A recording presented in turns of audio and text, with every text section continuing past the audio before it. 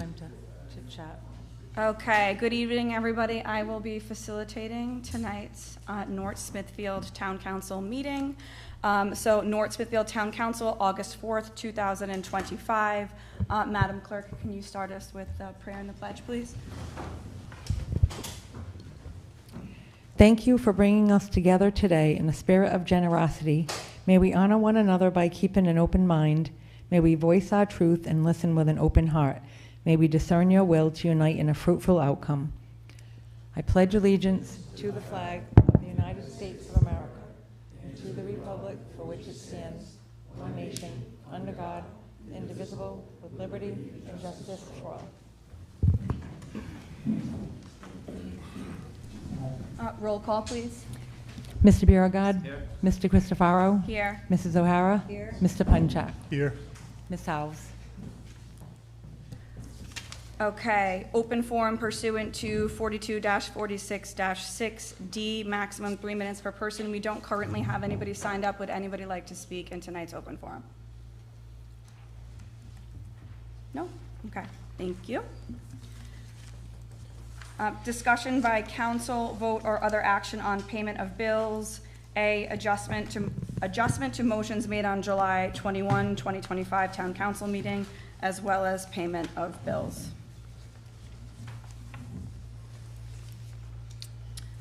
Tony, did you want to provide some context? Yeah, so this is the payment of, the first one is the payment of bills from last meeting. It was the total amount at the bottom is the 1.4 million and the 2.8 million combined. So if you, council could make an approval for those two amounts separately, and then another approval for the total amount on the following page as well. Okay. Separately. Okay, so two separate approvals? Yep. Does anybody have any questions about? Following page, I only have one page.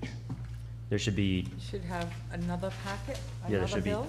two of them that look like this. So one of them is dated 7/21/2020, Correct. and one of them is 8/4/2025. Correct. Yep, two. So if we're going back in time, The and we're just 721. redoing 7/21. but Correct. You said there was another page. There's just this first page, the So summary this- page, that you need, that the council needs to approve, and then you need to approve the 8-4 as well. So remember that dialogue that we had last? Yes. Madam President, I think the 721 is what just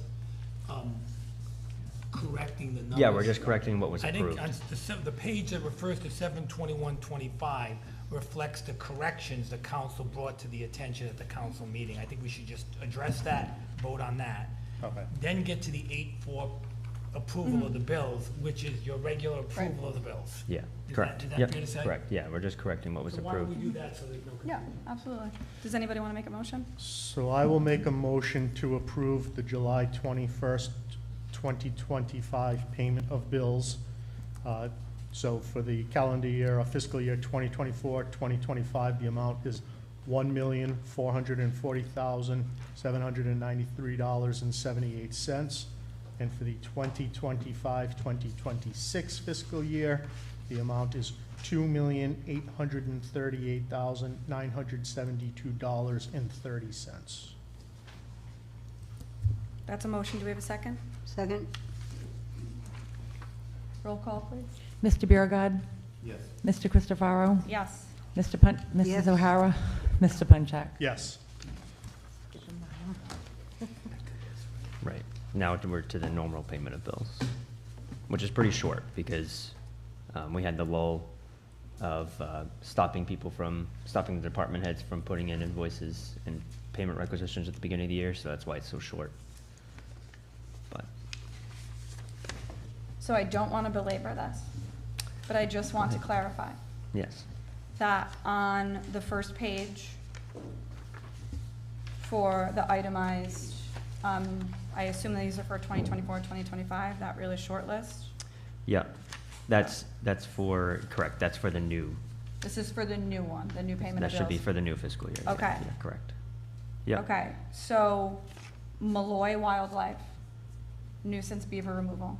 That was also on the July 21st. We talked about it, everybody kind of gave it a good chuckle except for me. Okay, so is that duplicative or is that a net new line item? That should be a new line item. Okay, so we've had 2 nuisance beaver removals Mhm. in the amount of $425 Hmm. for August and then previously in July. Yeah, I'm not exactly sure physically where that was, but Okay. to my knowledge, that is, yes. Oh, yeah, Ryan, could you? I don't have that report in front of me. Ray Pendergast, Director of Public Works. Two separate locations. I want to say one was in May, April maybe, May, and maybe the other one was in June. I don't have that paperwork in front of me, but it was 2 separate locations. Okay.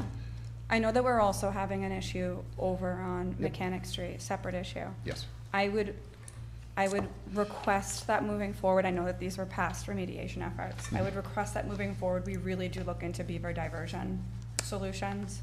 It hasn't been an agenda item. We've primarily only discussed it because it's been a budget or a payment of bills item. But town administrator and I did receive actually an email from a beaver advocacy group all the way in California after seeing I know, I was very surprised. I'm like, what kind of algorithm does she have that she saw this article on NRI Now? But I think that it's important that we at least explore some humane solutions before. And we do. Okay. This is a little unique. It's on private property, and it's affecting other private property and town roads.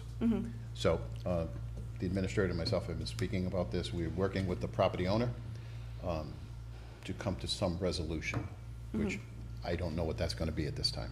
Okay. We start talking about putting diverters and stuff on private property, who pays for it and this and that, and I think it's going to have to go back to the solicitor for some guidance on this. Okay. But that's a discussion myself and the administrator have been having, so I don't really have anything right now on that. Okay. And although I don't want to get into the details because it's not an agenda item, but I did have breakfast this morning with the former mayor, Murray of Cumberland. They did do a beaver diversion and it failed. So we may have to really make sure we understand all experiences as it relates to beaver diversions, especially if we're going to expend public money. Okay. Are there any questions? Or? I just have one. Ray, just real quick, the fireworks, I thought that, I just want to give you kudos because I thought the fireworks were fantastic. I know they were. I was always a big Atlas fan, but these guys did a great job. They do a good job. Did a very good job. Everybody was very happy. Everybody's talking very positively about it. And it was much better than, I'm not going to name them, but neighboring towns Yep. that we went to as well. But it was fantastic. Good. It's always good to hear something positive. Any other discussion or questions? Okay, does anybody want to make a motion to approve payment of bills for August 4th, 2025? So 2 fiscal years again, right? Yeah, two different motions, please. 2 different motions. Okay. Yeah, Motion please. number 1. I'd like to approve the August 4th, 2025 payment of bills for fiscal year 2024, 2025 in the amount of $533,382.98. That's a motion. Do we have a second? Second. Roll call, please. Mr. Biragad, Yes. Mr. DeCristofaro, Yes. Mrs. O'Hara, Yes. Mr. Punchak. Yes. Motion number 2. I would like to make a motion to approve the August 4th, 2025 payment of bills for the fiscal year 2025-2026 in the amount of $38,301.30. That's a motion. Do we have a second? Second. Roll call, please. Mr. Biragad, Yes. Mr. Christopherow, Yes. Mrs. O'Hara, Yes. Mr. Punchak. Yes. Thank you. Thank you. Old business, A, discussion by council vote or other action on status progress report items. The first one we have tonight is Charter Review Committee. I do not have any updates on Charter Review Committee. We have not met since we last met in July, so no new items here. Halliwell Multi-Generational Building Committee. I don't see that Mr. Porter is here, but is anybody, David, did you have an update from the Halliwell? There are no updates. We are not meeting this week, just because there's no updates really. Okay.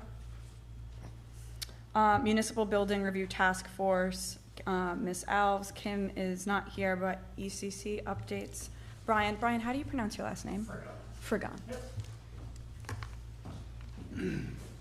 Good evening, Town Council. How you doing tonight? Yeah, so we had discussed in our previous meetings that ECC would do a monthly update on the public safety complex project. We do that. We'll be doing that at the first meeting every month, so we'll have that scheduled regularly. CJ, you can go to the next slide. Yep, great. So not a ton of updates tonight because we're still in the middle of our pre-qualification process, but I just wanted to give you a few things here. Design-wise, the construction documents have been completed. They are out issued actually for bid, or in the bid, 100% CD documents. We have a peer review for mechanical, electrical, plumbing, and fire protection that's ongoing now, and that's with one of ECC's subcontractors.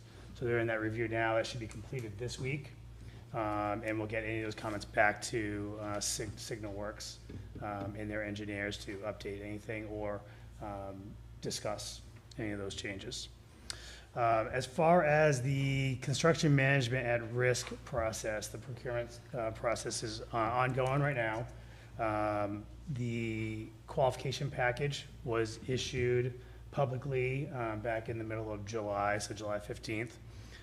We had a mandatory, so 17 firms actually downloaded the documents, which is a huge turnout, which is great. Some of those were not technically CMs, but probably worked with those CMs. So good turnout for downloading the documents. We had a mandatory walkthrough on the 22nd of July at the police station where the 10 firms showed up. And it was all the big, pretty big 10 in the area. Good turnout, good walkthrough. Thank you to the Chief Lafferty for all the details that he gave during that. So we're in that process now. We just had our request for information timeline expired last week. So any questions that the CMs would have had on the proposals came in last Wednesday, and we issued an addendum with those answers. There was really only one question, or two questions came in, they were the same question. So we issued that addendum with some drawing updates from Signal Works, as well as the answers to those questions. The big question that came in, and the only question that came in, was regarding the estimates that we asked the CMs to provide with their qualification package. A lot of them wanted to know if we needed full-blown estimates. And talking with a few of these CMs that we had recommended, they didn't think that they could actually pull together a estimate both in time, and estimates do cost a lot of money, so that could have deterred a lot of CMs from actually providing their package. So the answer or the response to this question was that we have asked them to actually provide a opinion or a state of opinion whether or not the base bid can be completed within the budget that we have. And it's educated guess. So they'll be working on that. We did put a line in there that if they do provide some better estimating for both the base bid and the alternates, that would be reflected in the pointing or the scoring of their evaluation. So we'll see what we'll get when that comes in. Those proposals are due on August 22nd. And then we'll start our evaluation process for the 2 weeks following that. We did get two firms that backed out. One hasn't completely backed out yet, but Gilbane was one of them. And After the walkthrough? What's that? After the walkthrough? After the walkthrough, like on Friday morning last week, they backed out just because they didn't have the resources for it. And then Suffolk also backed out. So, but we still have, a good number of firms that are still in there, and we'll see how those packages come in. So now we're down to 8, which is a manageable number. Brian, I think my only concern is that if some of these prospective partners aren't able to provide estimates, you know, the committee may very well make a determination to propose a firm based on one of their, you know, based on our proposal. Yep. That after they are able to provide an estimate, it's over the allowable budget or what we initially had in mind. Like, Correct. how do we manage those scenarios? So, yeah, we went back and forth on this one. And, you know, for a firm to do a true estimate, it could be $40,000-$50,000 from the doing. So a lot of these firms wouldn't. That's why they were asking this question, because they put a lot of resources into that, a lot of money into it, and potentially not get the project. Right. A lot of the larger firms actually have in-house estimating. So someone like that will probably get a pretty good feel on what those come in at. I think it's once we have those proposals in, and then we'll have to decide where we go with that. Okay. Okay, thank you. Yep. Aside from, you know, actually getting an estimate on our own Right. with 100% documents. Okay. Thank you. So I guess more to come on that one. We will have the evaluation committee set up, and we're going to start some meetings next week on that so that we can start reviewing the process so that it's a little streamlined once we get all those proposals in. And we're looking to have our shortlisted CMs chosen by the town council meeting on the 8th. Nice. 8th of September, sorry. And then following that, once we have that approval from the town council, we'll go into our interviews. And then actually have the recommendation on the second meeting of that month in September. And then target the award date, award target date would be the 24th of September. And then construction following, starting right after that. Obviously, if the estimate's an issue, we may have to step back a bit and reevaluate that. Okay. And I think we said construction would begin in the fall. Is that previously when we came up with a tentative timeline for this project? How Yeah. far off are we from It's, that? yeah, we originally had late September. Okay. That was probably early October. Okay, Yep. so not very Once we far get off. through it, not too far off. Okay. Yep. This is just a timeline, just a visual of the entire project. So design complete, we're in the CM at risk procurement phase now. Construction starts in the fall, 12 months of construction, substantial completion next fall of '26. That's it. Any other questions? Just to clarify, I think Rebecca was referring to prior to ECC's involvement in the project, the Yes. schedule, not post-ECC involvement. And prior to ECC involvement, I think that construction start was at the beginning of summer of Oh, this it was year. probably Oh, okay. much earlier. Yes, it was, Okay. Yeah. yes. So- Yeah. Well, the one thing that added to that was the going for the pre-qualifications in the CMAR.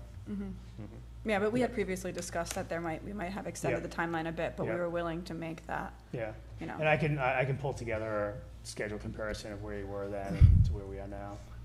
It was also a strategic decision too, saying there was a fear about going to market earlier Yeah. because of the cost and that it'd be better in the fall. Yep, Right. exactly. Yeah.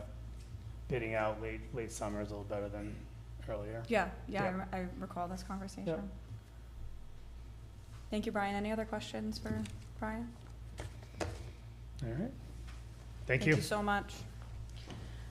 Okay, payment to Signal Works invoice number 2415-112 in the total amount of $198,898.33. Any questions regarding this invoice? Do we have to approve this tonight? Okay. Payment, I believe the invoice was submitted to the finance director pursuant to the contract. Okay. Okay, thank you. Do we have any questions about this?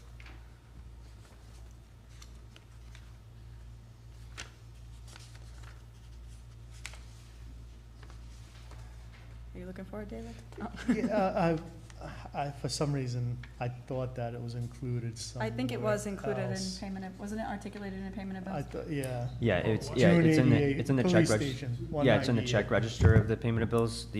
Normally we don't include it, but because it's because the service was done in the prior fiscal year, I had talked to Council President about this in email. I had mentioned that because the service was done in the prior fiscal year, I had to pay it, and I would withhold the check, but I would write it up in the accounting system as if it was paid. Okay. But yeah, it was in the payment of bills. So even though we've already approved payment of bills, you'd still like us to approve this separately? Yeah. Okay. Per Kim's request. Do we have a, I will make a motion to approve Signal Works invoice 2415-112 in the amount of $198,898.33. that's a motion. Do we have a second? Second. Roll call, please. Mr. Biragad. Yes. Mr. Christopherow. Yes. Mrs. O'Hara. Yes. Mr. Punchak. Yes. Thank you. Our next item is materials, sand and stone, Pound Hill Realty, status of experts, no public comment at this time. Town Administrator, do you have an update there? Yes, originally we had indicated that we were going to try to see if we can get this on the second meeting in August. And given the recent time frame from GZA, which is the peer review, GZA has indicated they probably are scheduled to have the draft done by September 8th. And therefore, we're saying we are probably not going to be able to have this back into a public hearing until the second meeting in September, all based on when GZA's study and report's going to be drafted. Okay. Subject to renotice timelines. Yeah. So, Town Solicitor, I think that and I know I have to recuse myself, so I want to be sure if I can even address this, but I think we had said we were going to put another advertisement out for a public hearing for the next town council meeting in August, so That has not been done yet. Okay. Mark Carullo was fully aware that we need to have this advertised again, so we're going to schedule that for the second meeting in September. Okay. So do we need to make any motions tonight? It's just, No, I think the point is that before it's back on your agenda again, it needs to be re-advertised Okay. and re-noticed. okay, thank you. Any questions? Yeah, I just think it's important to clarify, because I'm hearing a lot of talk about the experts, that Material Sand is not paying for the experts. They're reimbursing us our expenses for the experts. So these are not experts that are picked by Material Sand. And I think people should understand that, because I'm hearing some, oh, well, how good are they going to be if Material Sand's paying for it? They're not paying for it. They're reimbursing us for it. There's a big difference. Thank you. Yes, we did pick GZA after a very lengthy process, but we did submit GZA's resumes to Material Sand, which we indicated way back that we would do, just to make sure that they felt they were qualified. There were no issues, so our selection is fine, and they will be reimbursing the town. We will be engaging them in contract. Thank you. Thank you. Discussion by council vote or other action on approval of town council rules of order. This was a draft as of 5/5/25. President Alves has asked that we table that until she is able to attend the next town council meeting. So, Joanne, can we just make a note to move that to the next meeting? Okay, thank you. I think, Madam President, I think the administrator reminded me, you probably should vote to table it. Probably should take a vote to table it. Okay. So can I So we make a just motion make a then? motion to table that matter. Okay. So that it's back on the agenda. Okay, I am going to make a motion to table the town council rules of order until our next town council meeting scheduled for August 18th, 2025. Second.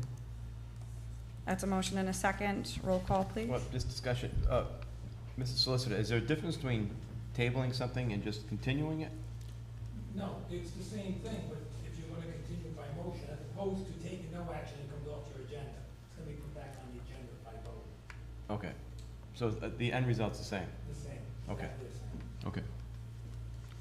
Roll call, please. Mr. Biragad. Yes. Mr. Christopherow. Yes. Mrs. O'Hara. Yes. Mr. Punchak. Yes. New business items. Our first item this evening for new business is discussion by council vote or other action on Sewer Commission Chairman, Mr. Dory, and Sewer Superintendent, Mr. Dakota. I think our first item is our update Sharon Parkway sewer pump station improvements, and then with our second item being payment for the sewer pump station improvement project design phase. Excellent. How are you guys doing tonight? Good, how are you? Great. All right. So I'm Bill Dory. This is Bill. Hi, Bill Dakota, Superintendent of Water and Sewer, 143 Black Plain Road, North Smithfield, Rhode Island.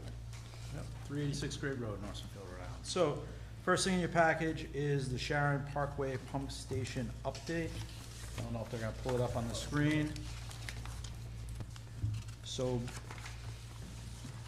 all right. There we go. All right, so this is the before picture of Sharon Parkway. As some of you may know, the people living around Sharon Parkway were complaining about a foul smell.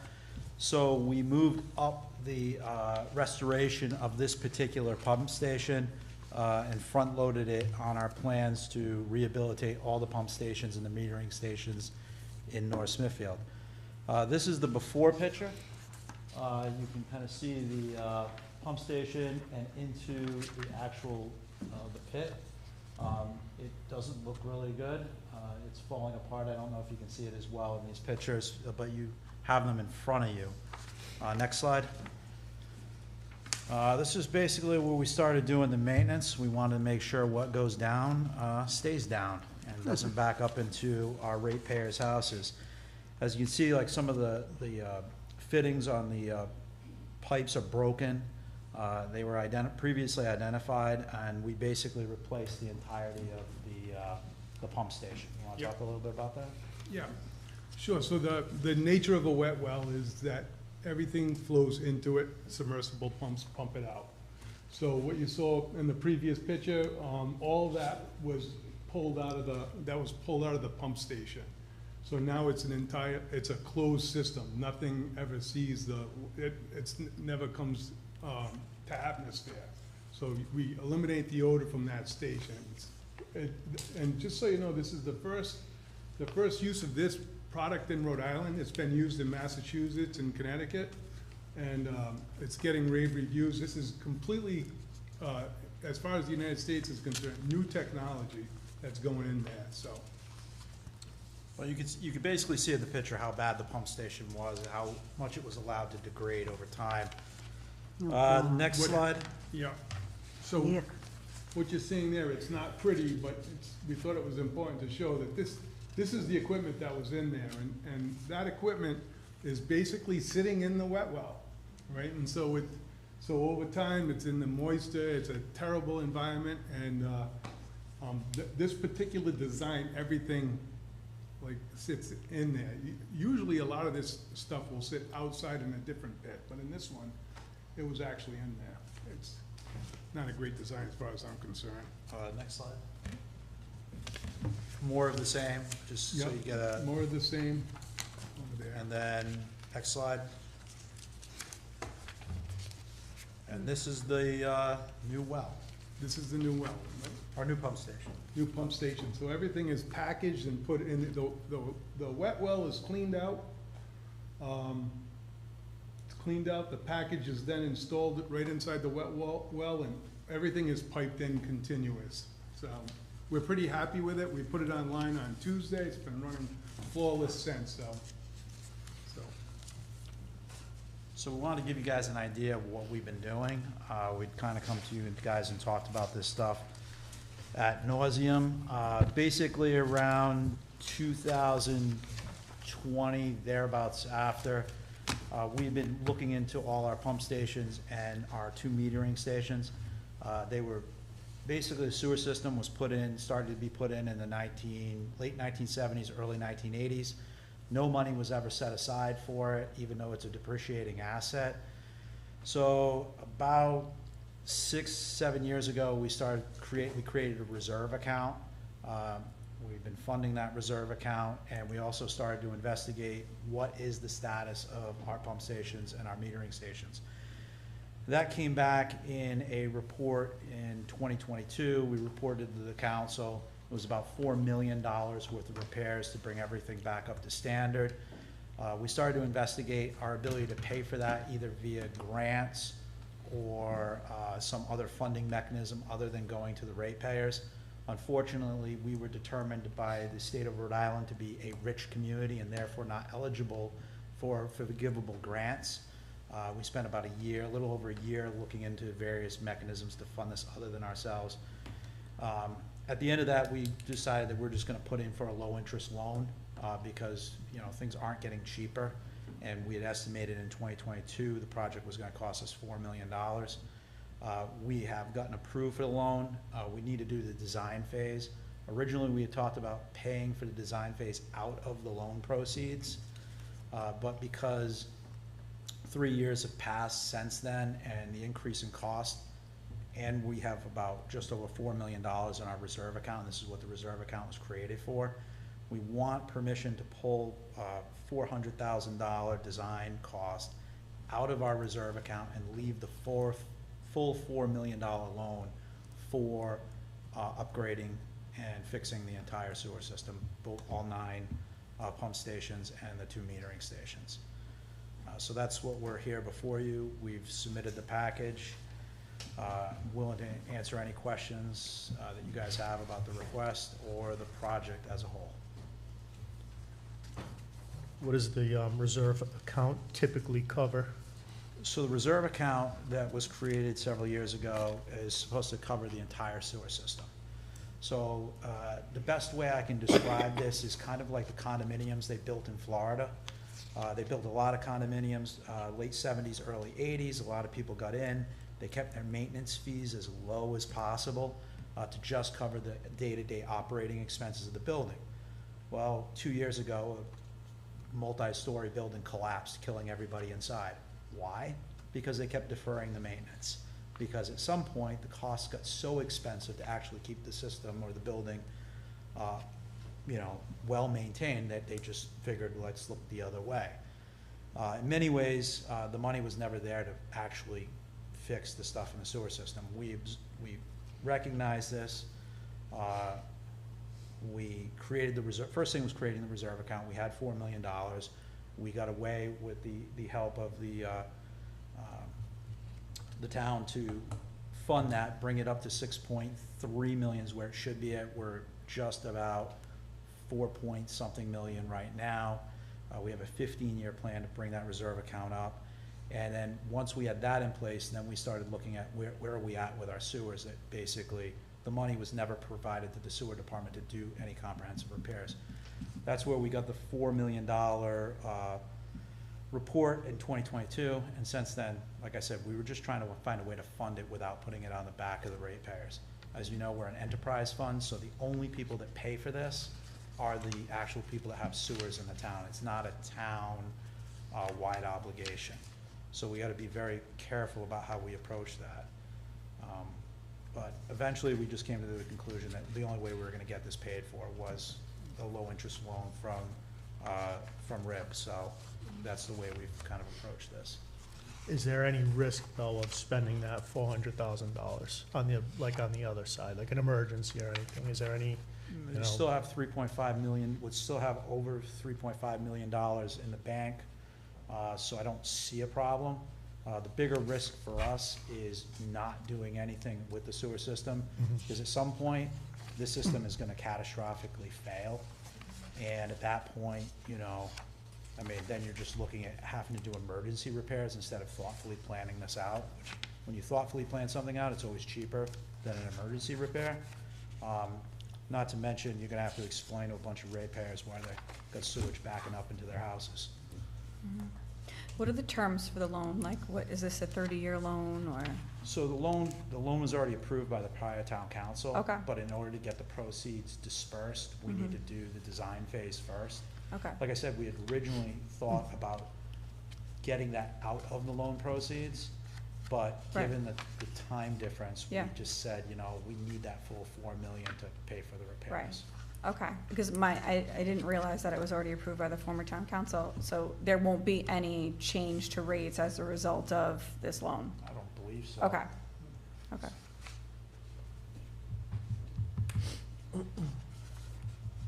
Any questions?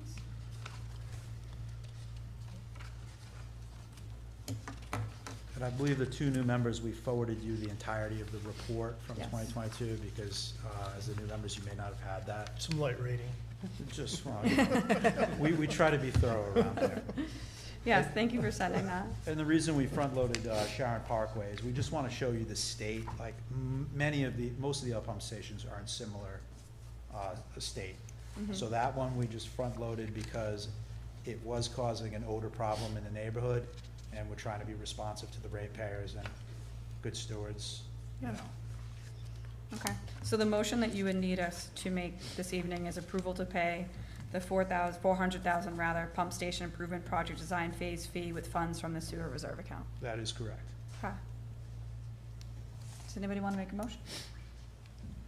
I'll make a motion to approve the sewer commission's request to pay the $400,000 pump station improvement design phase fee with funds from the sewer reserve account.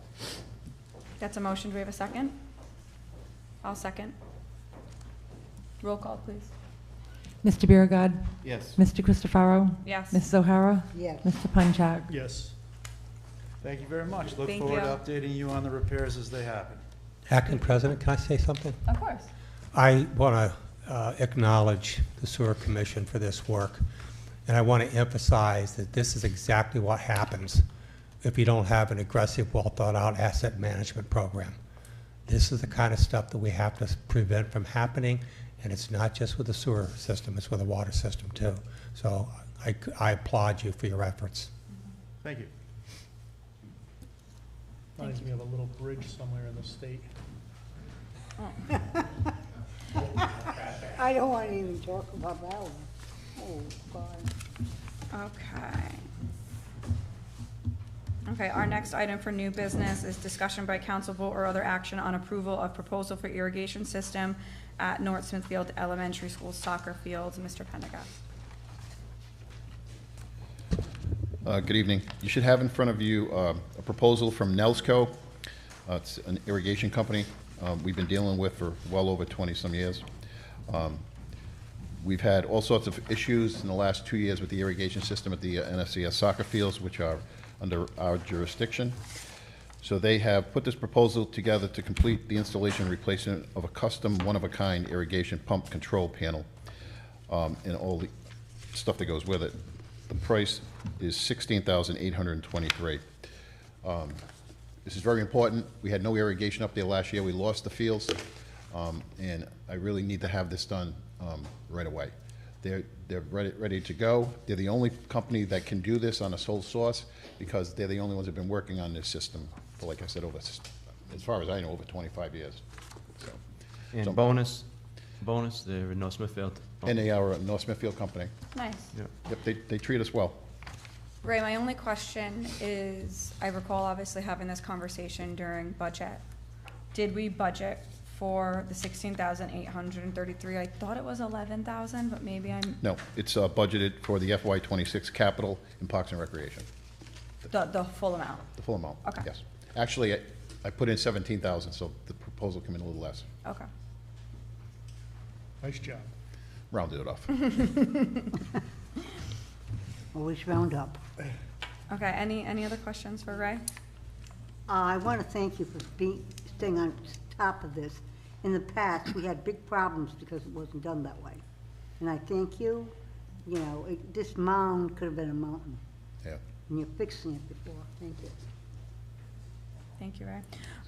Okay, does anybody want to make a motion?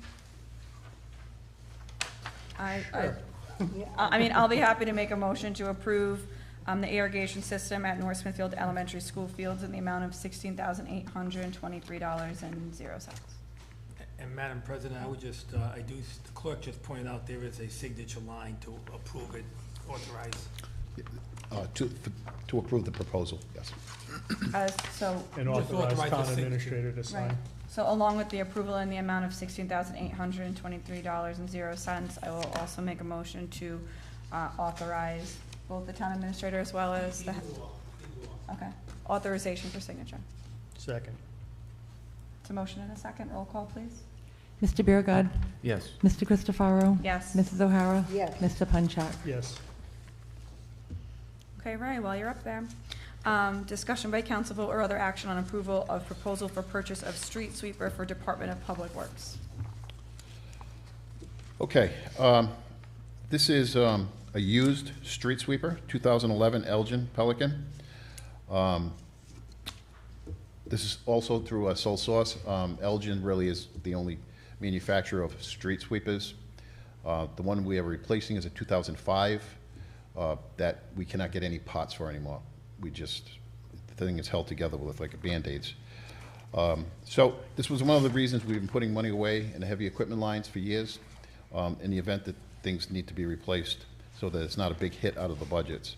So I'm looking for approval for the proposal of $96,500 to CN Wood for the purchase of a 2011 Elgin Pelican street sweeper.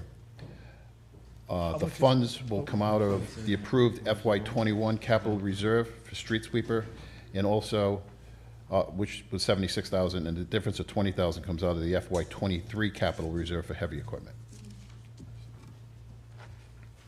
How much is a new one, Ray? Almost $500,000. Oh, I'd love to be. Just 9,000 hours. I know. It's almost $100 grand. Like, it We were- just seems to me like there's gotta be another option. Because We that's actu- a lot of hours.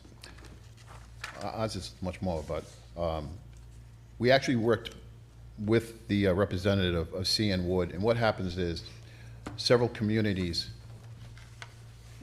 have more money than us, I guess, because they purchase new ones. So they traded in these old ones. This was the best trade-in of the 4 or 5 that he received. And I'm on like a day-to-day thing on this guy, with this guy on the phone, like, he can get rid of it tomorrow. So, it is what it is. It is. I just don't have- Are our hands tied, like, you know, like, look at Machinery Trader and, you know, all of those different organizations where, you know, all this stuff is bought and sold. Are our hands tied at, like, bidding in an auction or going outside of the state of Rhode Island for one? Because 9,000 hours, it just seems like, This actually is, so I sent my mechanic and my 2 foremen up to check this out. They went through it, they were up there for like 6 hours to go through it. So, clean. they're pretty satisfied that the community that came from, which could be from out of state. I don't know where it came from. But you're buying it from, We're buying it from CN Wood, which is kind of New England. Do we ever I'm buy pretty anything satisfied. The new? problem with the 2005, I can't get parts. you know, I get it, it all makes sense, but to be looking at $100,000 for a 9,000 hour machine, Which we used 2 months. So I think we can get 10 years out of it. I will not be here in 10 years to talk about this again. kick the can down the road. Okay. Didn't want to say that, but, I said it for you.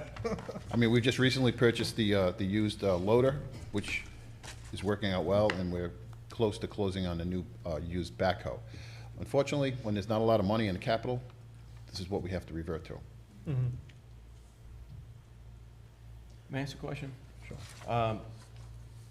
Instead of paying outright, you know, I understand, like, it's a lot of money, $96,500. Instead of paying for something like that outright, what would it be okay to buy a new one and just make payments on it? That would be more manageable?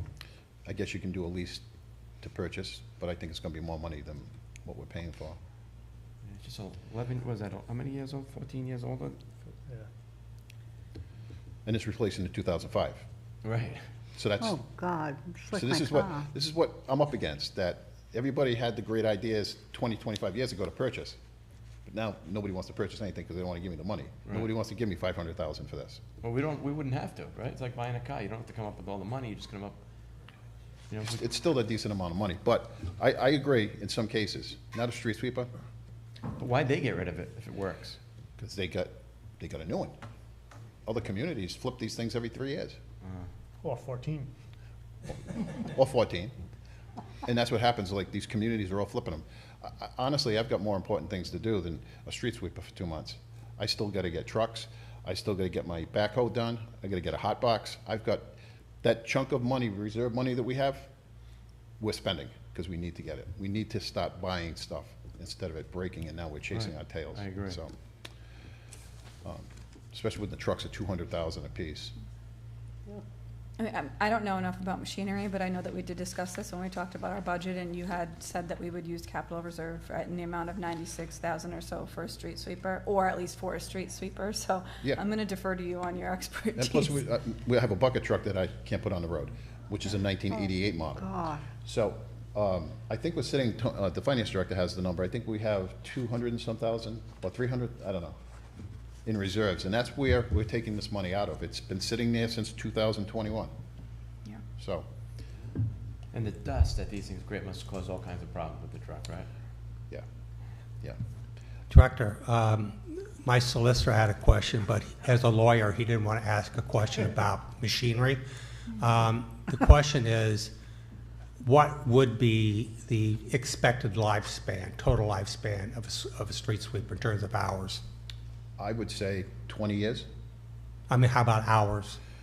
How many hours does yours have? The Well, I think 2005? the hours depend on how many streets you have. Yeah, So, and you only have one sweeper. we have one sweeper, so it takes usually 2 months to complete the town, because we don't use a lot of sand in the winter.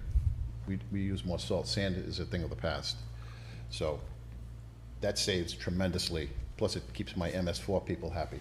So I don't know the number off the top of my head, but I feel confident in my mechanics who went and looked at this thing for 6 hours and went through it, drove it, flipped it, did everything to it. So if they weren't comfortable, I wouldn't be comfortable. Do we ever buy anything new? Police cars. Well, police car, yeah. Don't let me go there. Well, some trucks, some of our six-wheel trucks we have recently, things like that, you can't, it's just, the cost is so high. It's so high. So I'm trying to split things up. Well, I appreciate what you're doing, and it's not your fault, but you've been forced in a position where we're maybe being penny wise and dollar foolish. I agree. But maybe next year at the budget meeting, I'll be coming in front of you for like 400,000 for 2 trucks. No, or a down payment and a monthly payment instead of, Yeah. you know? Any other questions for Ray? No? And do you also need authorization for signature? Oh, same thing, yes, I just noticed it on the proposal. Claire, do you have something? Yes, you had one piece of equipment you'd like to buy brand new, which would it be? At this point, that you think it'd be well worth it, with the care you would give it, how long it would last, et cetera? 6-wheel trucks, because you need those for the winter operations. Most Remember that important, budget, everyone. most important piece of machinery, aside from a loader and the backhoe. Yeah, I'd like to recount a conversation I had a few weeks ago, because it's germane to this discussion. And it's a conversation I had with the Rhode Island Public Expenditures Council. And I'll talk about this in a little bit. But basically, they made a comment. One of the problems with having a community this size is that it's extremely difficult, if not impossible, to amortize realistically and fairly with the cost to the taxpayers these kinds of acquisitions. They're just too expensive. And therefore, it would be nice to drop 400,000 plus on a street sweeper, but in a town of 12,600 people, when you try to amortize that cost through the taxpayers, it becomes extremely expensive. So this is a problem that we as a small town always have. And it's a problem. It's a real problem. But we still have to do the best we can and live up to our responsibilities, in this case, sweeping the streets.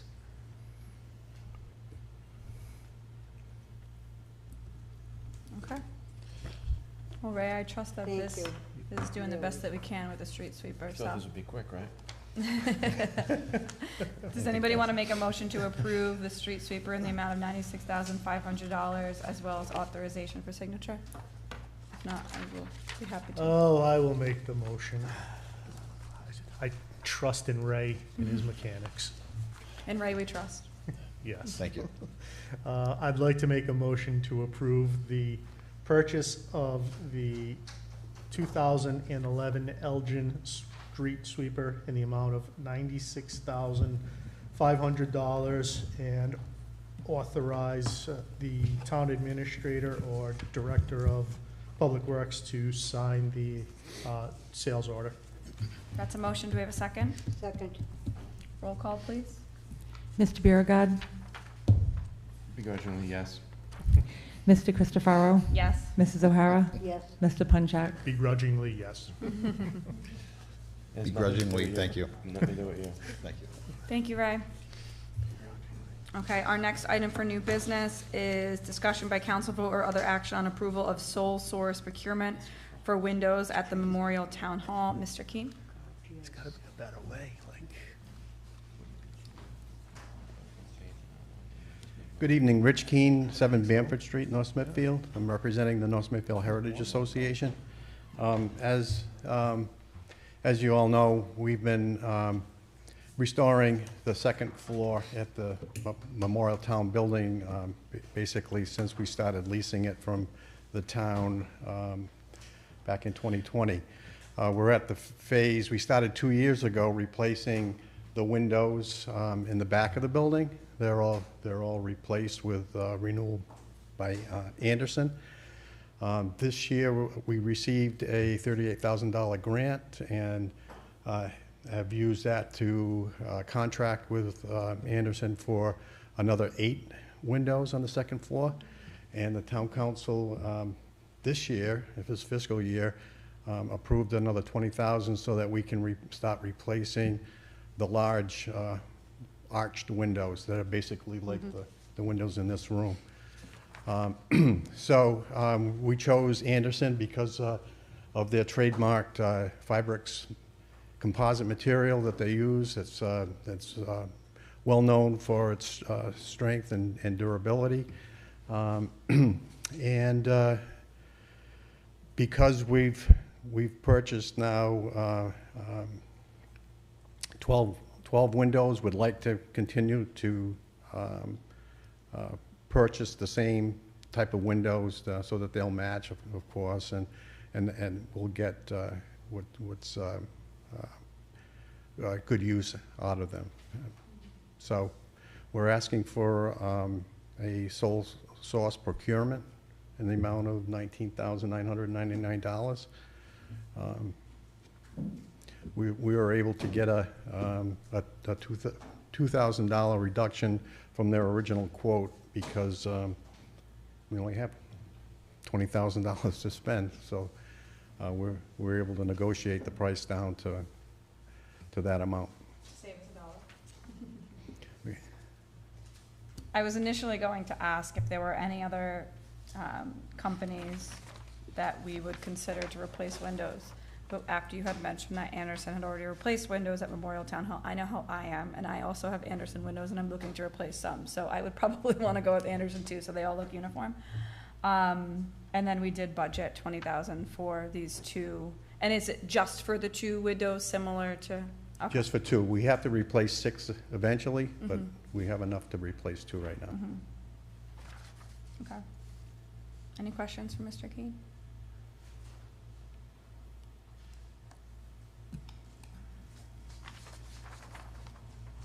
I'll make the comment, you're never up here for anything frivolous. It's a real necessity. Oh, thank you. So, Mr. Keene, you're just primarily looking for us to approve the Anderson window contract in the amount of $19,999. Yes. Okay. So I was up there about a year ago, I go to the tour, is it worth going, is a lot happening in a year, is it worth another tour? Oh, yes. Yeah, if you haven't been there in a year, it's been remarkable. Really? The floors are done now. It's essentially the inside is done. We're starting to to create exhibits now for the museum, so. Yeah, absolutely. We'd love to show anybody. Okay. Does anybody want to make a motion? I mean, I'm happy to. David? Claire? Should The less I talk, the easier it is. I- Okay. I need surgery. I'll make a motion then to approve the purchase of 2 museum windows for Memorial Town Hall from Renewal by Anderson in the amount of $19,999, and that is based on a discounted price, a discount of $9,800 discount is included, so nice job. That's a motion. Thank Do we you. have a second? Second. Roll call, please. Mr. Biragad. Yes. Mr. Christopherow. Yes. Mrs. O'Hara. Yes. Mr. Punchak. Yes. Thank you very much. Thank you. Okay, our next item for new business, discussion by council vote or other action on communication from town administrator, Mr. Gibbs. Our first item within that item is on-call engineering services, request for qualifications, recommendations on firm selection, authorization to engage. The town, through its public works, sewer, water, planning, are consistently needing to go to market to procure engineering services. We had decided to help expedite, facilitate, and make it more affordable in terms of that procurement process. We went out to advertise for what's called a request for qualifications from engineering firms. In your package is an RFP that we issued. We received 6 proposals. We evaluated those proposals and ranked them and selected the 3 firms of PAR Corporation, Crossman Engineering, and GZA to engage in an on-call agreement. That's not a financial agreement. It basically says we are engaging those 3 firms on an on-call basis. The idea being that going forward, when we need to secure engineering cost proposals, all we have to do is to go to 2 to 3 of these firms and ask them to submit a cost proposal for us, and then we would then go to the council for authorization. The reason why we went with 3 firms is because sometimes there may be a firm that's working for a private company that may be before the planning board. So therefore, they are conflicted. So we would still have 2 firms that we still could go and get competitive proposals from those 2 firms for this. So in your package is a resolution authorizing me as the administrator to sign the engagement agreements with the 3 firms. Again, there is no money that's part of this approval. It just basically says they are now our on-call engineers, and we will use them as needed going forward. An example of this would be, for example, the Public Works currently is going through a process of identifying roads for repaving this year. And part of that process, they go to a civil engineer to review a preliminary list of roads and give an opinion on the projected cost to resurface those roads. So that's a firm that we would then go to as part of this process to provide those services. There's been a lot of discussion about environmental concerns in town, and I did appreciate that within the scope of services, there were some environmental, there was essentially some scope on environmental services that they could provide. With that being said, this looks like it's focused primarily on engineering for subdivisions, commercial or industrial development, so projects that haven't necessarily started yet. Could be structural. It could be new development. It could be town projects. GZA and PAR Corp both have robust capabilities to look at environmental issues. So they could look at wetlands issues, groundwater issues as part of a planning board application. They would have the capacity to do that on our behalf. I think, so my question is, could we engage them for existing issues? If we have constituents that have concerns about environmental issues in town, whether it's related to business, whatever it might be related to, could we engage this firm with those questions, or is this primarily for new development? No, we could engage them for any engineering service that this town requires going forward, whether it's an existing project, existing concerns, or future. And then of how much emphasis did we have on environmental engineering services? We were really looking at a broad cross-section of capabilities, so we really didn't prioritize anything, although majority of the demands that we do have in the town are more of the strict civil engineering. However, when we did look at the proposals and the qualifications of the firms, we took a look at the depth that those firms had to provide other kinds of services: sewer, water, wetlands, groundwater, all those issues. So the two of the three are deeply qualified in that. I would say the third is not quite as qualified, but is more qualified on the strict civil engineering.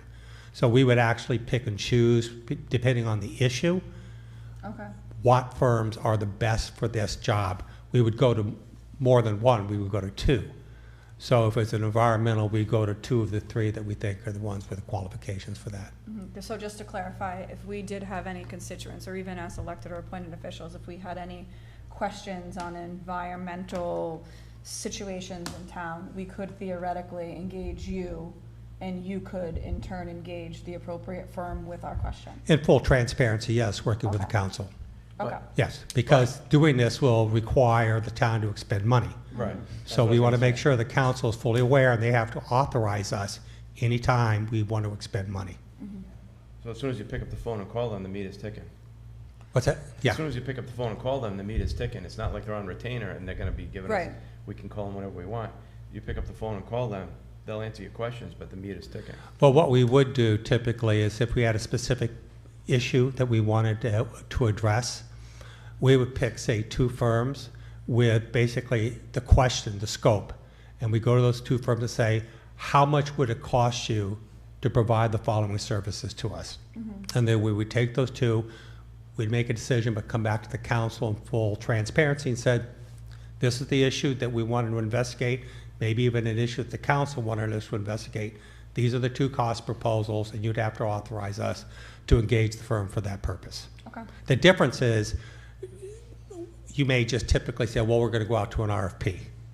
And that's a very lengthy and clumsy process. So this allows us to streamline and expedite so that we can turn quick on projects that we want to have investigated. But again, not to be redundant, this does not give the administration the authority to go out and just haphazardly engage firms for whatever we want. Monies have to be appropriated. We don't appropriate money. And the firm, the most appropriate firm for whatever the project or issue may be, would work directly with the planner also as the environmental advocate? Yes. Okay.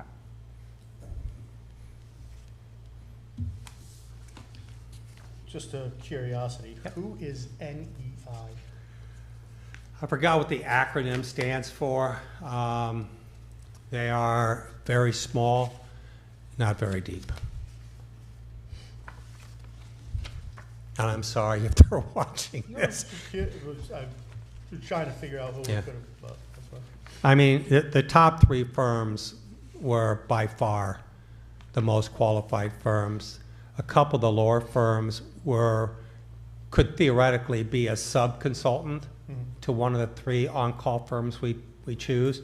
There's nothing that prohibits the on-call firm from taking a sub on a project. They just have to clear it with us first. I feel like we see a lot of the same names submitting bids.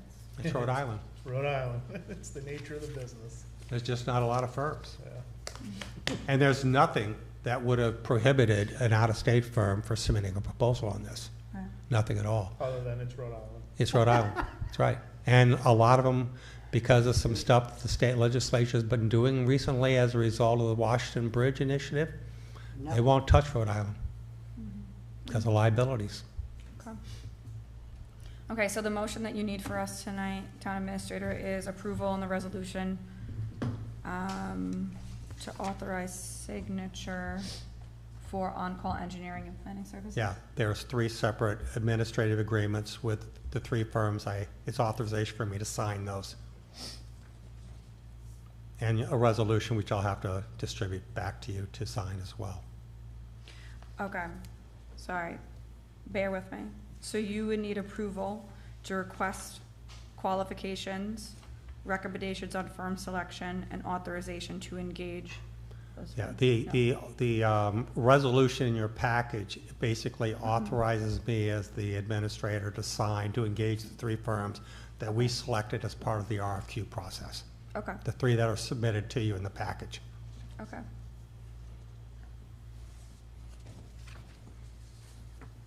Any other questions?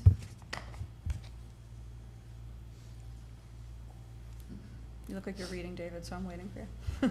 Yeah, no. Okay. Okay, Madam President, I think the motion would just, if you just make a motion, if you look at the first, and the title of the resolution, you Yep. could just say a motion to approve a resolution of the town council of the town of North Smithfield to approve the selection of 3 engineering firms for on-call services. If you approve this resolution, in the resolution, it authorizes the signature of the administrator on those contracts. If that makes sense. Okay, I will make a motion to approve the resolution or a resolution of the town council of the town of North Smithfield approving the selection of 3 engineering firms for on-call engineering services. The 3 engineering firms are listed in the resolution, and we're signing it, so I don't need to authorize the town administrator to sign it. Is that a motion? That's a motion. Do we have a second? Second. Roll call, please. Mr. Biragad. Yes. Mr. Christoparo. Yes. Mrs. O'Hara. Yes. Mr. Punchak. Yes. Okay, thank you.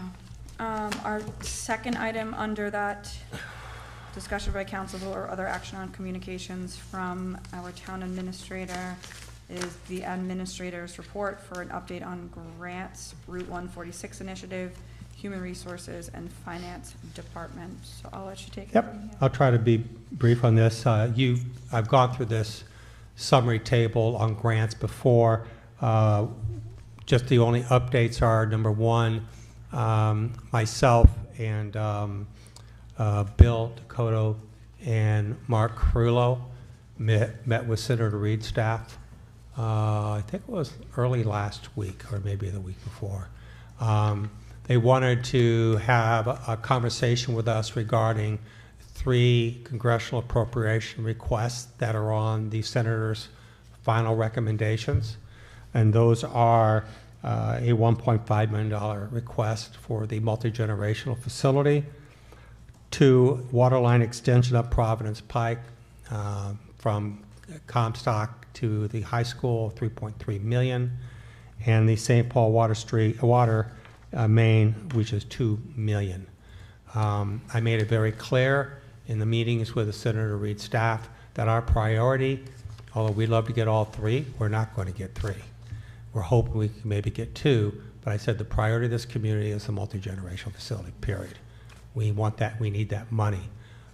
So they indicated to us, of course, things are a little bit questionable right now up in Washington. They felt there was going to be more clarity probably in late September to early October, and they're going to keep us into the loop. Also, due to the efforts of Bobby Monaghan, we did receive another grant from the state of Rhode Island in the amount of, apologize, $20,074 for senior services. That's the same program that we received funding support from last year, which we used in the end to buy the hardware and software for the operations of the senior operation. We're using also for transportation.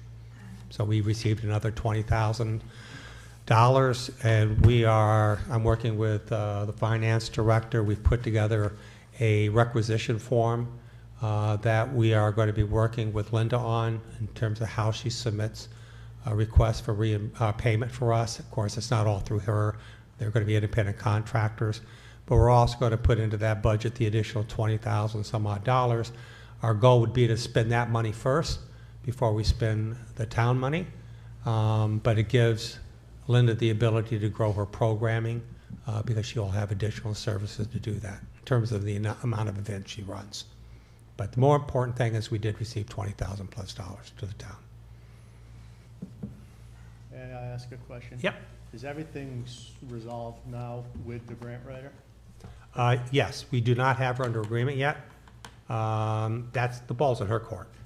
But we did reach an agreement within the budget that was set by the council, and she's already working on our behalf. In fact, she attended the meeting with Senator Reed's staff with us. She's the one that coordinated that meeting.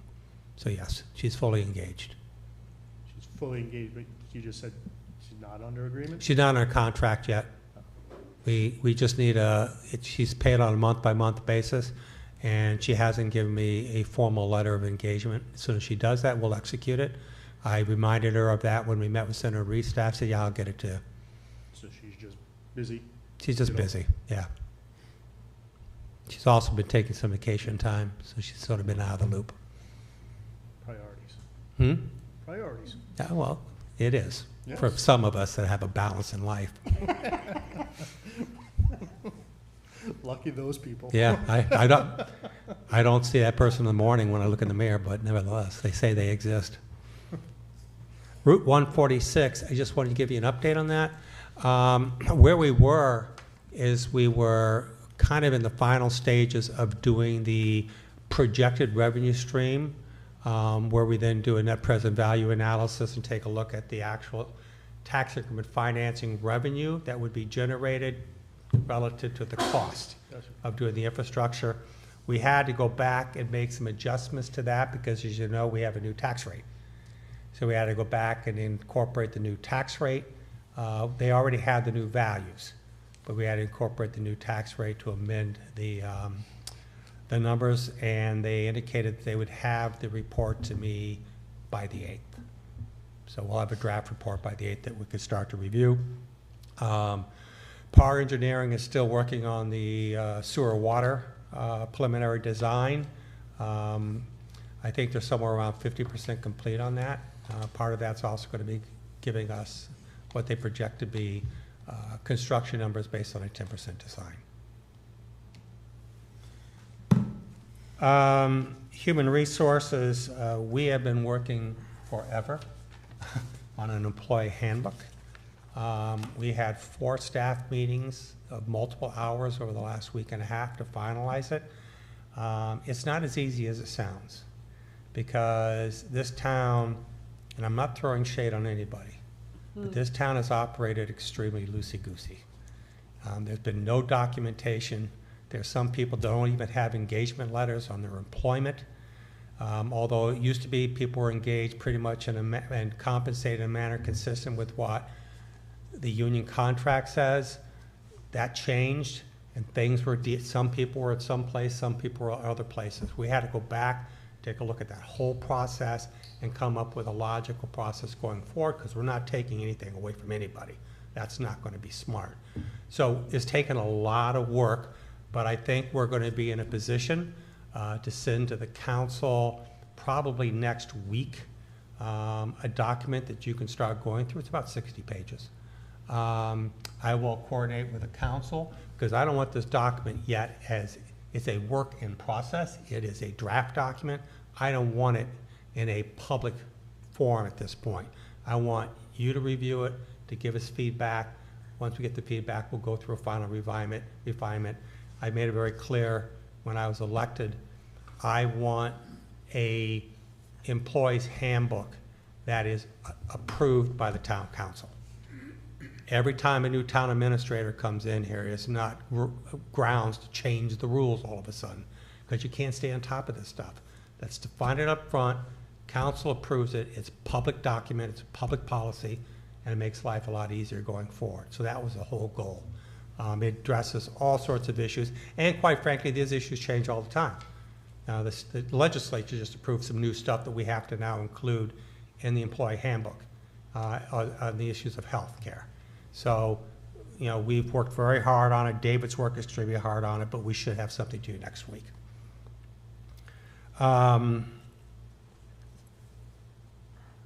We are beginning the process after this is over of Tony, the HR director, deputy director of finance, and myself, less me than the other three, putting together onboarding documents. We don't have onboarding documents in this town, nothing.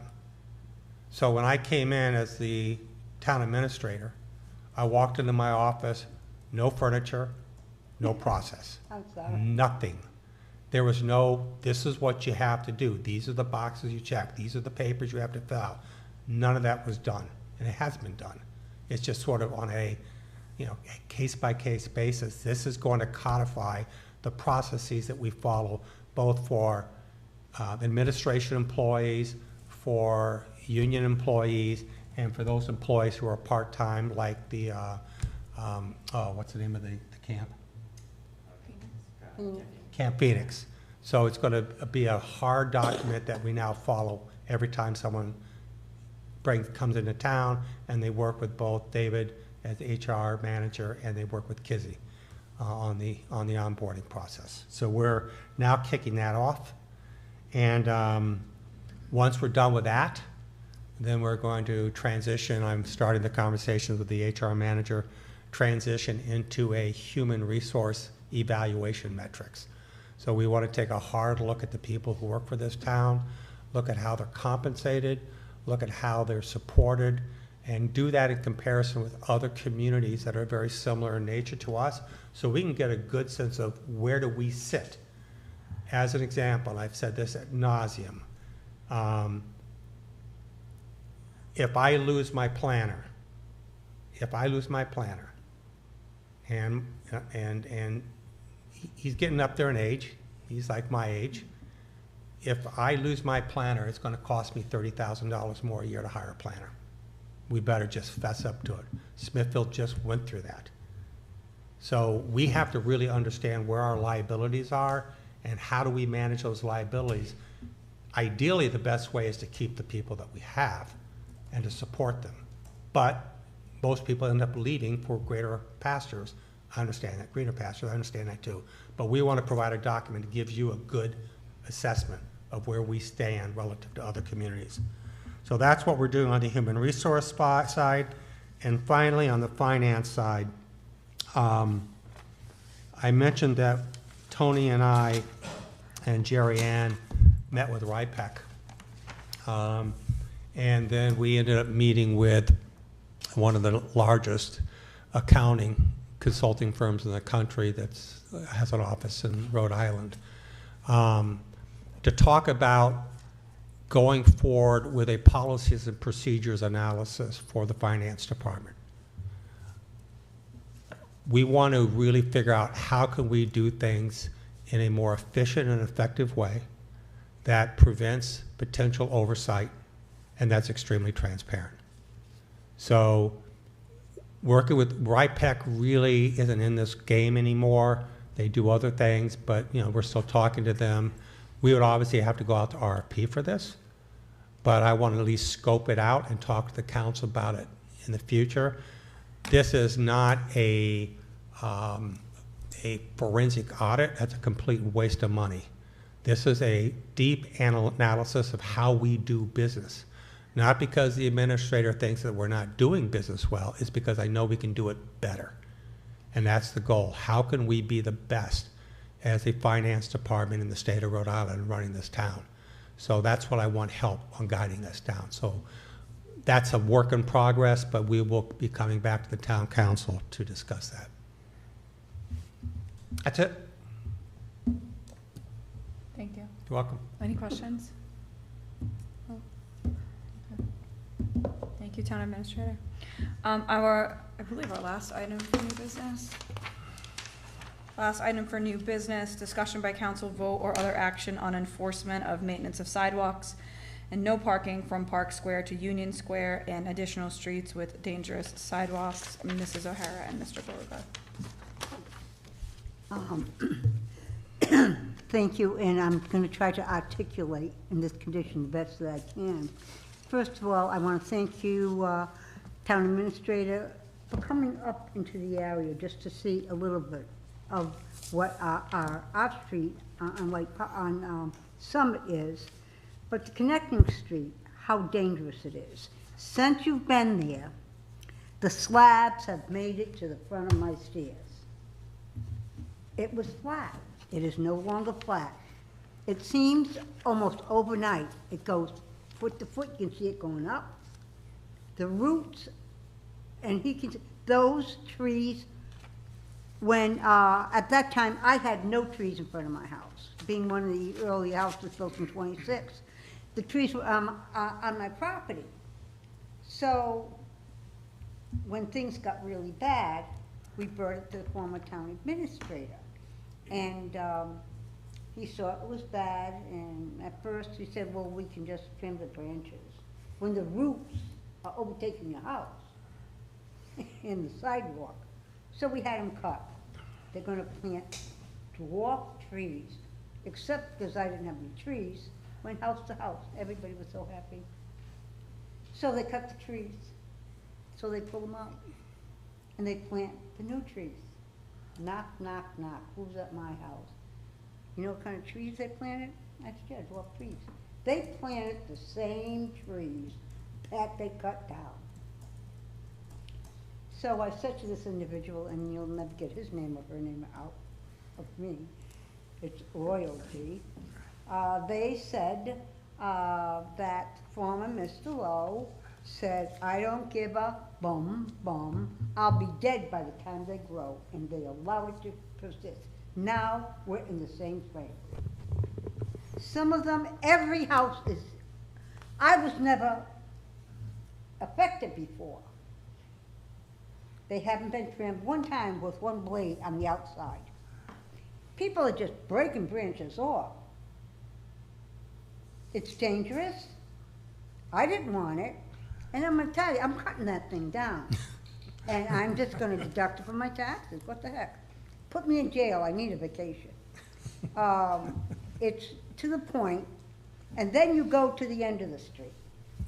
And I think, did we look at, was it 21 or 22 that we passed, that there was no parking from Park Square to Union Square. No parking there whatsoever. Now, suddenly, someone came in to fight it at the time, Mr. Gillette, and I said, oh, I was there, it was never a sidewalk. I grew up there. I'll tell you who owned the Monsoors and our former town administrator as you go up the street, whoever lived in the house. Our friends lived there. We went to Miners Escape. It was our hangout. So now they say, oh no, that's not true. Now they cried, how did I know it? He lived across town. And he was never part of the Summit Avenue, White Parkway, Grand, Mr. Pellepin, all these kids, went all together. Okay, now we get to the point of the sidewalks are bad. Woonsocket gives us utilities. My utilities are where the sinkhole was that I fell through. There's my gas, my septic, and my electric. And guess where, and the gas is in the middle, guess where it points to? The new tree, and where all the roots are going. It's dangerous, and they just planted the same old trees we had before. I, as a responsible adult, am cutting them. I don't know about taking on my taxes, but I'm cutting them. Now we go to the end of the street. Wait, Claire, can I ask a clarifying question? Yeah. Okay, so essentially, what you're hoping to achieve tonight is to understand how we can better address sidewalk maintenance. Oh, what? especially You in can't, the not with those streets there. I lived there No, 50 I know. years. But I guess what I'm saying is that we would, I mean, maybe as a next step to tonight's agenda item, we can discuss the opportunity to assess the situation and determine how to best proceed with the situation in your area. Well, If I can, Councilwoman, to respond, we're already doing that. Okay. I've met with the Public Works Director, and we are going to try to figure out how do we go about doing a town-wide assessment of sidewalk conditions. And those sidewalk conditions could be for a variety of reasons. It could be for trees. I'm shocked about how big those trees are in such a little tree line. They're huge. But we want to figure out how do we go about doing that so that we can get a comprehensive assessment and then put together a capital plan to start to address those. Inevitably, it's going to have to come back to the council, because when the Public Works Department goes before the council as part of a budget for allocation of road repaving, then do we start including in that, putting together some sidewalk replacements in specific areas based upon our evaluation, which ones are the worst, that kind of thing. But we're starting to think about that internally. How do we go about doing that? Because we do need to get a handle on it. This town's not alone. A lot of towns are in this situation. Is this assessment something that we would internally manage, or do we need to pursue a we already consultant? have that. I think it's going to be hard to use internal staff to go about doing this. However, we may be able to engage some college kids, that does training through Public Works, because we're not talking rocket science here. Just doing a visual inspection of sidewalks when they're heaving, taking pictures of those, making sure we understand where those are at. We haven't really got a final recommendation on that, but based on our conversations with Councilwoman O'Hare, we have started talking about how we're going to go about doing this. Their sidewalks are very expensive, so we have to figure that out. But also, just one final footnote on that, as it relates to the area that Councilwoman O'Hare is talking about, the city of Woonsocket is building a new elementary school there. And I've got the preliminary plans from DOT on what they're going to do on that road area. Those have been forwarded to ECC as part of the Public Safety Complex project. We need to take a hard look at that too. What are they proposing to do in that corridor, both in terms of sidewalks, travel lanes, parking. They've got separate entrance going for buses, separate entrances going for the kids. It's a pretty extensive project that they're talking about there. That drawing doesn't give much information. Oh, it does not at this stage. It just is, looks like, if you looked at that drawing, all you would think they are doing is restriping and changing the orientation of how the And the city of Woonsocket made it very clear. This is DOT's preliminary view.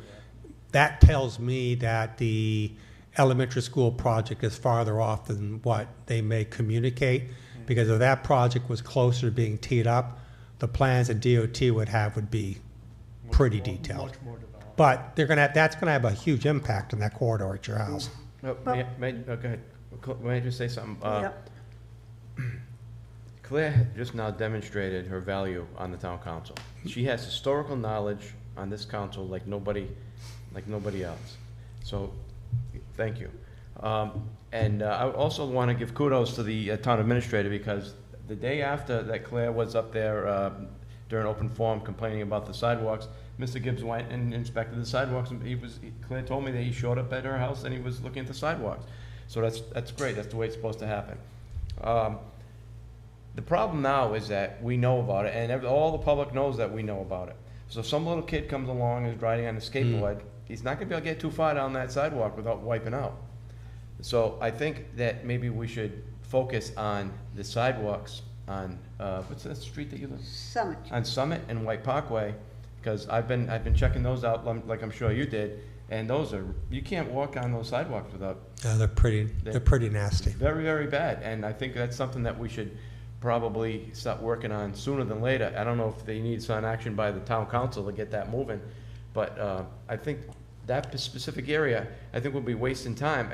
Yeah, you want to do a whole town-wide assessment of all the sidewalks, that's great, but that's going to waste too much time, because the sidewalks going up Green Street, there might be a couple of bumps on them, but they're nothing compared to, Oh, yeah, absolutely.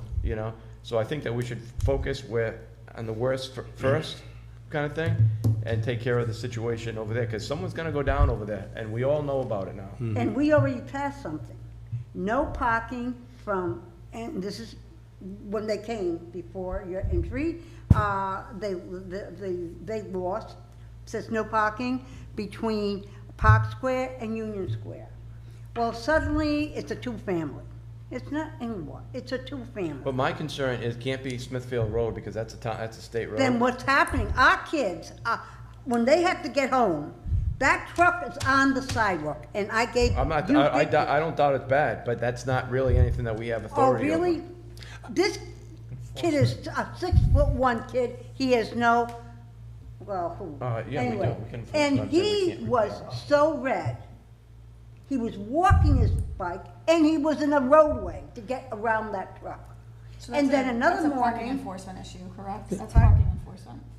of course it is. Yeah. So two And separate. they changed the law, the state came, and they excluded the Gillette House.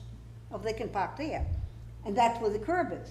So, talking about it, and I called DOT, and I said, they said you can't park there. All of a sudden, it's being changed, they can park there, but only their house is included. So I called DOT. I said, where'd you get this? We parked in ordinance. She said, he, quote unquote, don't talk to me about it. Talk to the chief and Mr. Pendergast. I'm saying to myself, are you kidding me? Yeah, that's one of the reasons why I took a hard look at, I wanted to start investigating the schools, because my guess is going to be that that road is going to require upgrade of all the sidewalks, probably reestablishment of curb lines, and probably very restrictive of any parking on the street, given the traffic that's going to go through there. And tell me if I'm wrong, Ray, I know there was conversation in the legislature this year as it relates to the state taking responsibility for sidewalks along state highways. Do you know what happened to that? I don't think that bill passed again. Okay, It goes in every year and okay. passes it down. So But- towns are responsible Yeah, for well, sidewalks. and you know what happens, the towns don't do anything because they, Not the installation of the Right. sidewalks. So maintenance, sweeping, No, state sweeps, this is what I'm saying, there's no specific direction. We don't sweep any sidewalks in this town, in the state roads. And you know that's a 3-lane highway now? It's 3. When you get down to the curb, it's 1, 2, 3, and half the cars in the opposite lane. it's gonna be 4 pretty soon. it's going to be 4 soon. And And 5 that- at the light. Where are And- we talking about? In front of Beef Farm? The old Beef Farm? Yeah, the light at the beef barn's gonna be 5 lanes, Yeah. Okay. the old beef. So I realize that fixing any sidewalks requires budget. I don't believe we allocated budget for sidewalk repairs. I do, to John's point, if there seems to be a significant liability with some of the sidewalks in town, which may not necessarily be able to wait for an assessment. So how do we approach that? Can we prioritize sidewalks such as squares that Well, I think that's what Councilman Beauregard just said, that, instead of us, we do need a townwide assessment, but instead of going off on a townwide assessment, let's do a very targeted look at what are the most egregious Right. situations like Summit. That road, the sidewalks on the Berry Field side are Woonsocket. And they- Sidewalks on the Right. other side are in the town of North Smithfield. So it's a very complicated situation. But no, we do not have any money budgeted for sidewalks, 0. So we're gonna have to figure that out. And I don't have any cost associated with that. I know, Ray, you guys looked at it one time, and I about choked when you told me the cost that they were talking about. Talking a lot of money. So first off, if you got that bad of a situation, you close the sidewalks. You barrel, cone it off, tape it off, nobody walks on the sidewalks. As for the ones on the state road, that's a whole other issue the administrator just got around to. There's a lot of plans being put in place there. If you want to zero in on Summit and White Parkway, I don't have a problem with that. I have no problem at all with this. I wasn't here when they put the decorative trees in, but they screwed up and put the maples in. and that's what you have, maple trees there. The My- same ones that they cut down? But all the residents on that street wanted those trees.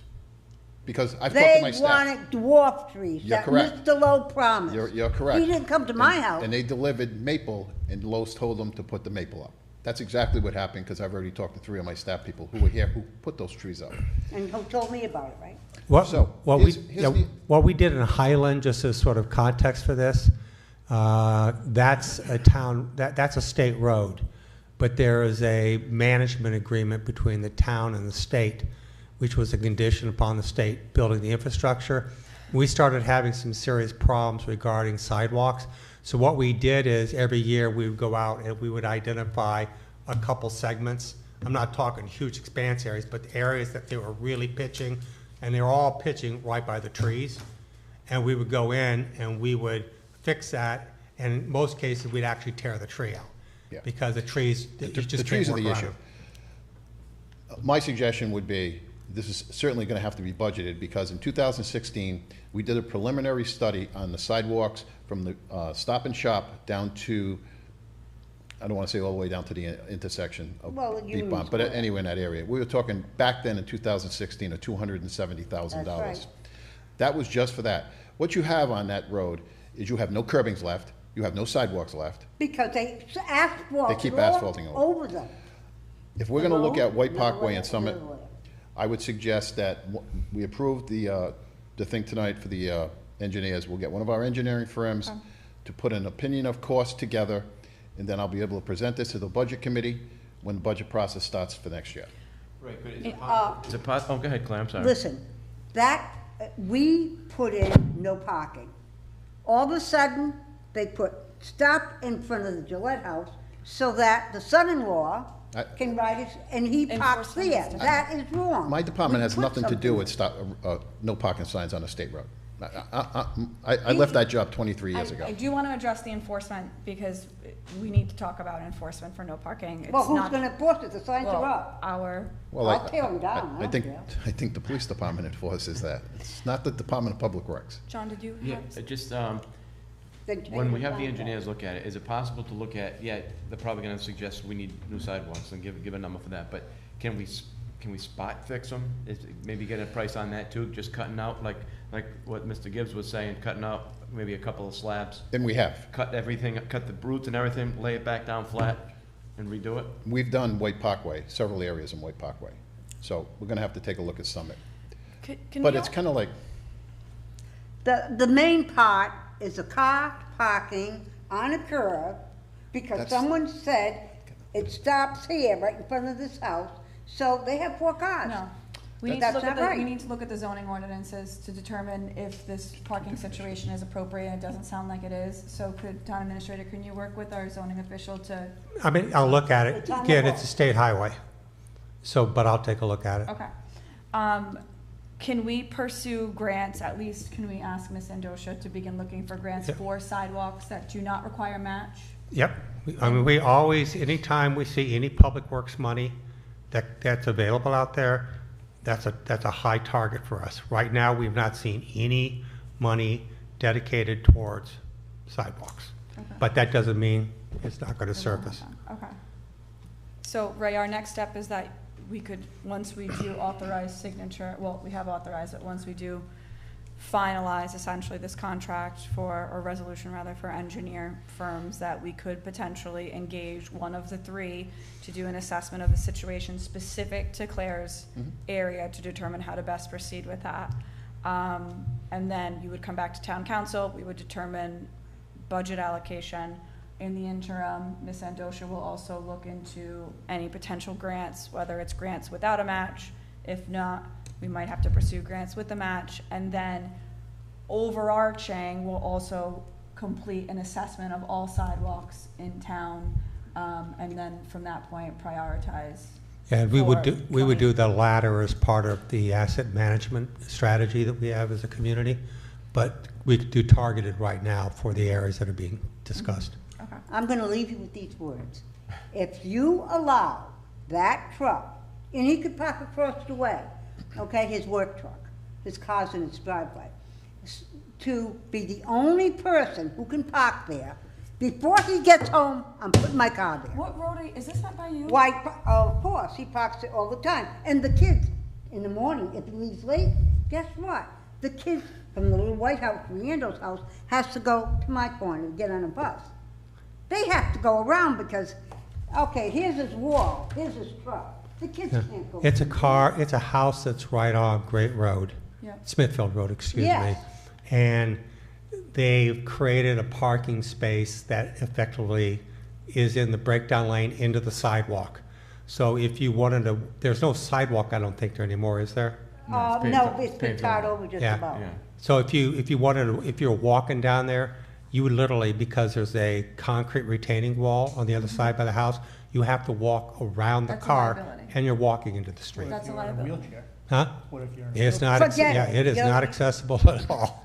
I mean, that whole road is not handicap accessible. So our next step is that we could work with the zoning official and potentially the chief to assess that situation to, Yeah, I'll bypass the zoning officer on this. We'll deal with it directly. okay, All right? I don't And it think, was always a sidewalk, lived there all my yeah, life. okay. Can we have an update for the next town council meeting? sure. Thank you.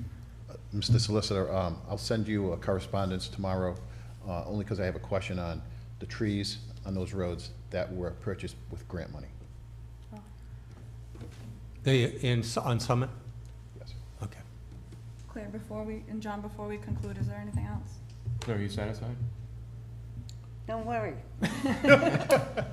She got to take it into Don't her own worry. hands. The bigger they are, the harder they fall. And that tree, I'm gonna charge you. Let's put somebody at Home Depot to make sure that Claire isn't buying us a tree. Chainsaw. I already have Or it, an don't axe. worry about it.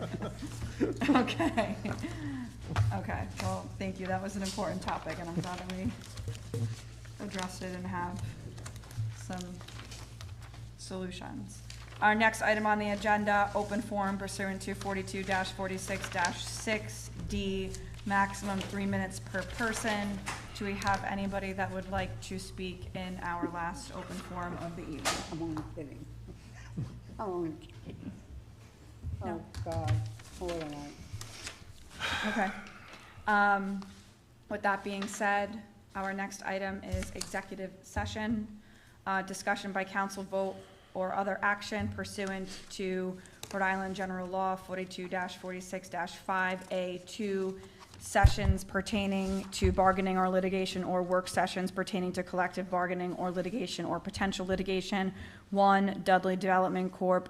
Versus Jennifer St. George in her capacity as tax assessor for the town of North Smithfield, case number PC 2022-5064.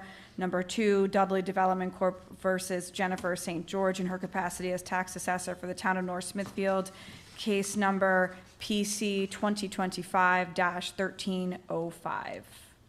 Do we need to make a motion to adjourn into executive session? I will make a motion to go into executive session. Second. Roll call, please. Mr. Biragad. Yes. Mr. DeCristofaro. Yes. Mrs. O'Hara. Mr. Punjak. Yes.